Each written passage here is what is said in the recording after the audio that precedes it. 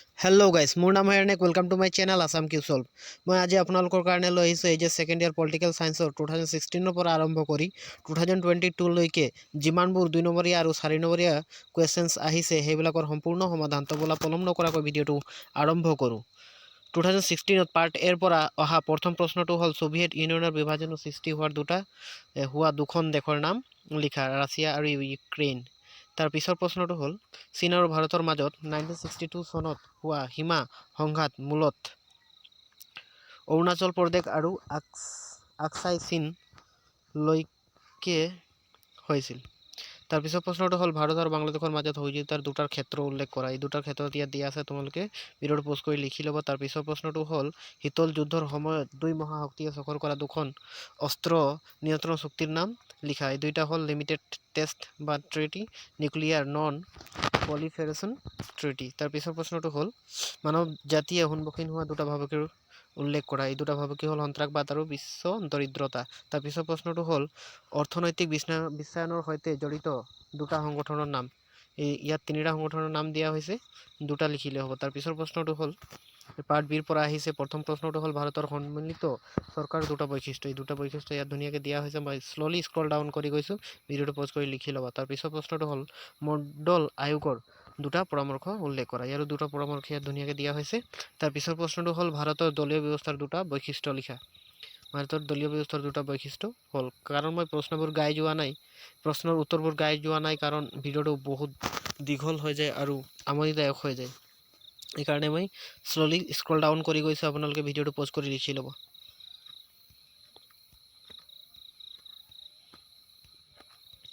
ইয়াৰ পৰা আৰম্ভ হৈছে 2017 অহা পাৰ্ট এৰ পৰা প্ৰথম প্ৰশ্নটো প্ৰব্ৰজনকাৰী আৰু শৰণাৰ্থীৰ মাজত দুটা পাৰ্থক্য লিখা। এইটো দিয়া হৈছে বিশ্ব বেংক কোন চনত স্থাপন হৈছিল, ইয়াৰ যিকোনো দুটা কাৰ্য উল্লেখ কৰা। এইটো দিয়া হৈছে ইয়াত। তাৰপিছত প্ৰশ্ন হ'ল প্ৰথম গোষ্ঠী নিৰপেক্ষ আন্দোলন সন্মিলন কেতিয়া আৰু ক'ত অনুষ্ঠিত হৈছিল। এইটো দিয়া হৈছে ইয়াত 1961 চনত বেলগ্ৰেডত। তাৰপিছত কিয়োটো চুক্তি কোন চনত স্বাক্ষৰিত হৈছিল, এই চুক্তিৰ পৰিৱেশৰ কোনটো সমস্যাৰ সৈতে জড়িত। উত্তৰটো দিয়া হৈছে 1997 চনত জলবায়ু পৰিৱৰ্তন। তাৰ পিছৰ প্ৰশ্নটো হ'ল শীতল যুদ্ধৰ সময়ত আমেৰিকা যুক্তৰাষ্ট্ৰ আৰু ছোভিয়েট ইউনিয়নে তেওঁলোকৰ বন্ধু দেশসমূহৰ সৈতে আবদ্ধ হোৱা সামৰিক চুক্তি দুখনৰ নাম। নাটো, ৱাৰছাও পেক্ট। তাৰ পিছৰ প্ৰশ্নটো হ'ল ইউৰোপ সংঘৰ প্ৰভাৱৰ দুটা প্ৰধান ক্ষেত্ৰ উল্লেখ কৰা। এই দুটা ক্ষেত্ৰ ইয়াত ধুনীয়াকৈ দিয়া হৈছে। তাৰপিছত পাৰ্ট বিৰ পৰা অহা প্ৰথম প্ৰশ্নটো হ'ল নৰ্মদা বচাও আন্দোলন কি। এই আন্দোলনৰ নেতৃত্ব কোনে বহন কৰিছিল, এইটো পৰিৱেশ আন্দোলন হয়। মেধা পাটেকাৰে এই আন্দোলনৰ নেতৃত্ব বহন কৰিছিল। তাৰ পিছৰ প্ৰশ্নটো হ'ল ৰাজ্যৰ পুনৰ্গঠন আইন কেতিয়া প্ৰণয়ন কৰা হৈছিল, এই আইনৰ অধীনত সৃষ্টি হোৱা যিকোনো এখন ৰাজ্যৰ নাম লিখা। 1956 চনত গ্ৰহণ কৰা হৈছিল আৰু ইয়াৰ অধীনত সৃষ্টি হোৱা এখন ৰাজ্যৰ নাম হ'ল অন্ধ্ৰপ্ৰদেশ। তাৰ পিছৰ প্ৰশ্নটো হ'ল ভাৰতবৰ্ষত কোনে 20 দফীয়া আঁচনি প্ৰৱৰ্তন কৰিছিল, এই আঁচনি কিয় প্ৰৱৰ্তন কৰা হৈছিল। ইয়াৰ উত্তৰ ধুনীয়াকৈ দিয়া হৈছে। মই শ্ল'লি স্ক্ৰল ডাউন কৰি গৈছোঁ, কাৰণ ভিডিঅ'টো বহুত দীঘল হৈ যাব। 4 নম্বৰীয়া কুৱেশ্যনছো আছে। ইয়াৰ পিছত আহি গ'ল 2018 অহা পাৰ্ট এৰ পৰা প্ৰথম প্ৰশ্নটো হ'ল বিশ্বায়নৰ দুটা কাৰণ ইয়াত ধুনীয়াকৈ দিয়া হৈছে। তাৰপিছত প্ৰশ্নটো হ'ল ভাৰত আৰু পাকিস্তানৰ মাজত সংঘাতৰ দুটা ক্ষেত্ৰ উল্লেখ কৰা। এইটো দিয়া হৈছে। তাৰপিছত এছিয়ান কোন চনত গঠন হৈছিল আৰু আৰম্ভণিতে ইয়াৰ কিমান সদস্য আছিল, এইটোৰ উত্তৰ দিয়া হৈছে।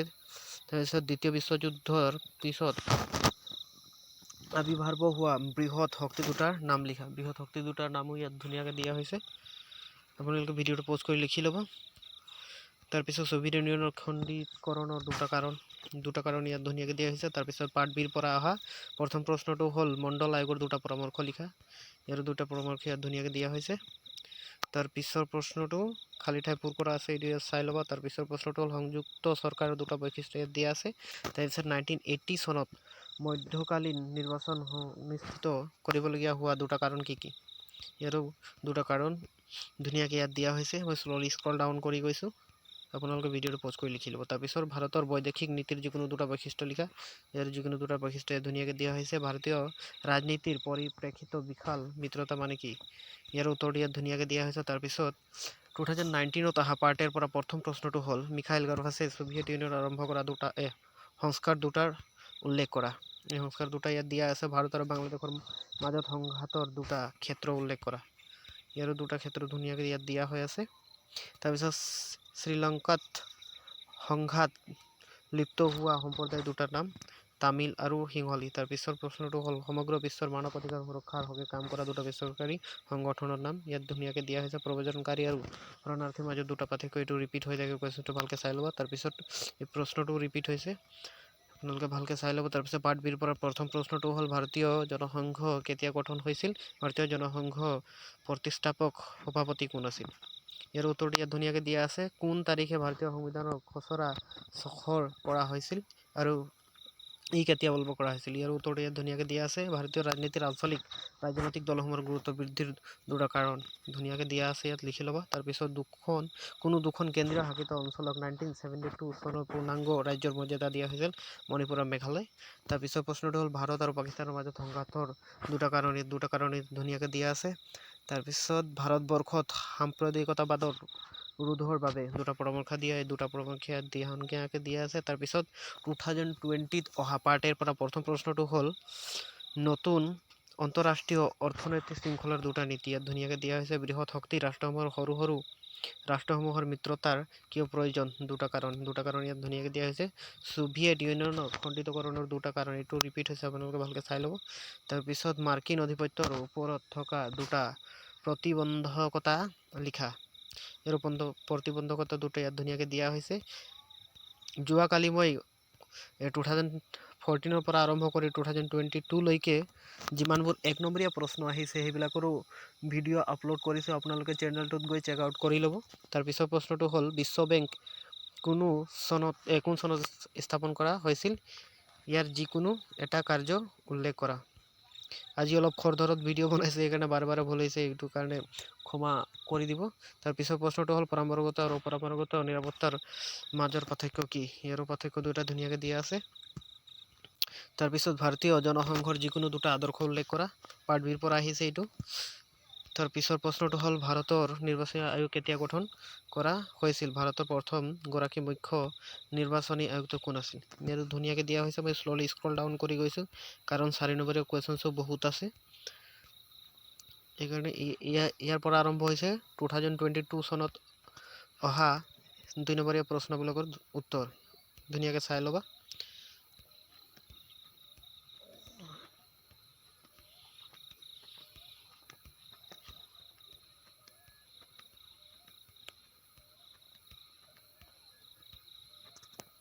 ইয়াৰ পিছত শেষৰ প্ৰশ্নটো হ'ল ভাৰতৰ আঞ্চলিকতাবাদৰ উৎপত্তিৰ দুটা কাৰণ লিখা। ক নম্বৰটো হৈছে আঞ্চলিক ৰাজনৈতিক দলসমূহে গ্ৰহণ কৰা আঞ্চলিকতাবাদী নীতি। খ নম্বৰটো হৈছে অঞ্চল বিশেষৰ বিভিন্ন অঞ্চলৰ মাজত দেখা দিয়া বৈষম্য। ইয়াৰ পিছত আৰম্ভ হ'ব 4 নম্বৰ কুৱেশ্যনৰ এনচাৰবোৰ। ইয়াৰ পৰা আৰম্ভ হৈছে 2016 অহা 4 নম্বৰৰ প্ৰশ্নৰ উত্তৰসমূহ। মই শ্ল'লি স্ক্ৰল ডাউন কৰি গৈছোঁ কাৰণ যদি মই একফালৰ পৰা ক'বলৈ যাম ভিডিঅ'টো বহুত দীঘল হৈ যাব আৰু আমনিদায়কো হৈ পৰিব, সেইকাৰণে মই শ্ল'লি স্ক্ৰল ডাউন কৰি গৈছোঁ। আপোনালোকে ভিডিঅ'টো পজ কৰি লিখি ল'ব। ভিডিঅ'টো যদি ভাল লাগে তেনেহ'লে নিশ্চয় চেনেলটো ছাবস্ক্ৰাইব কৰি যাব।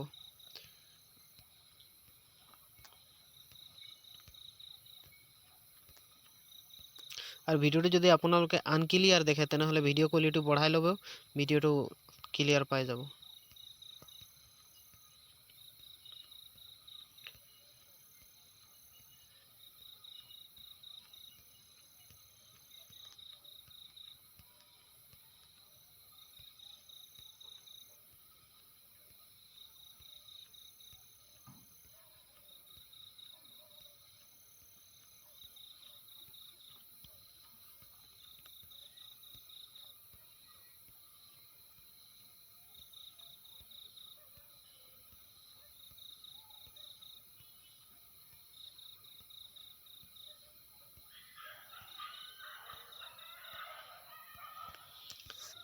ইয়াৰ পৰা আৰম্ভ হৈছে 2017 অহা 4 নম্বৰৰ প্ৰশ্নৰ উত্তৰসমূহ, ভালকৈ চাই ল'ব।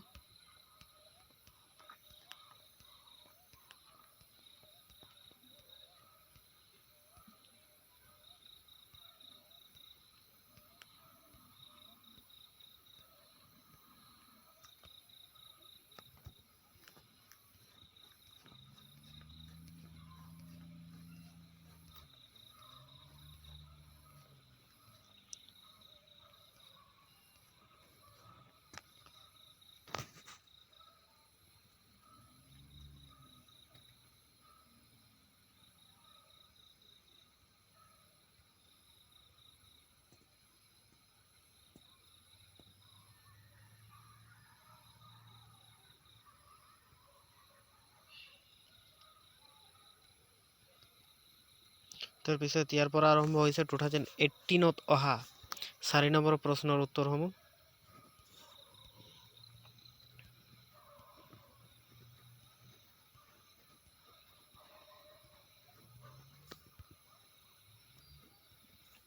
যিমানবোৰ ইয়াত প্ৰশ্ন উত্তৰ দিয়া হৈছে সেইবিলাক যদি আপোনালোকে ভালকে চাই যায় নিশ্চয় 5 মাৰ্কটো পায়ে যাব আপোনালোকে।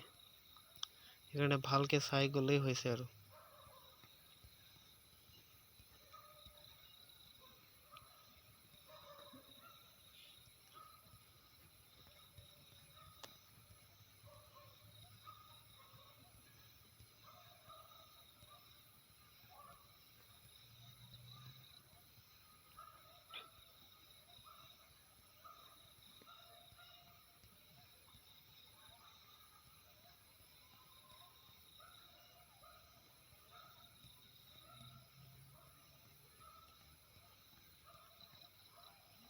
ইয়াৰ পৰা আৰম্ভ হৈছে 2019ত অহা 4 নম্বৰ প্ৰশ্নৰ উত্তৰসমূহ।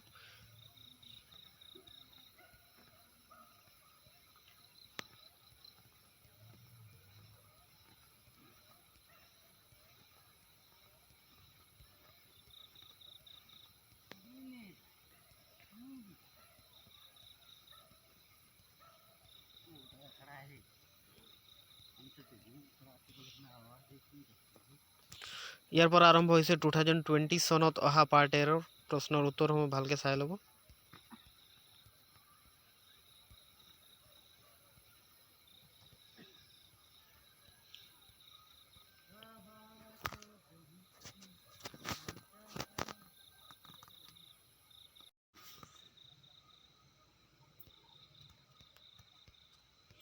মই স্ল'লি স্ক্ৰল ডাউন কৰি গৈছোঁ। ভিডিঅ'টোৰ প্ৰশ্নৰ উত্তৰসমূহ যদি মই গাবলৈ যাম ভিডিঅ'টো বহুত দীঘল হৈ যাব। সেইকাৰণে এইটো কাৰণে ক্ষমাই কৰি দিব মোক।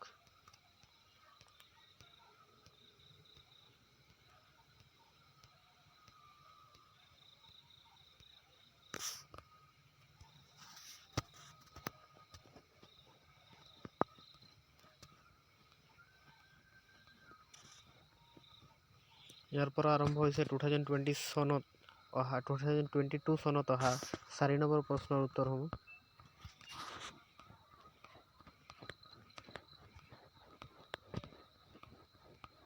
ভিডিঅ' যদি ভাল লাগিছে তেনেহ'লে নিশ্চয় এটা লাইক কৰি যাব আৰু কমেণ্ট বক্সত কিপ ইট আপ ব্ৰ বুলি কমেণ্ট এটা কৰি দিব, যাতে মই ভিডিঅ' বনাবলৈ অলপ হ'লেও মটিভ হওঁ।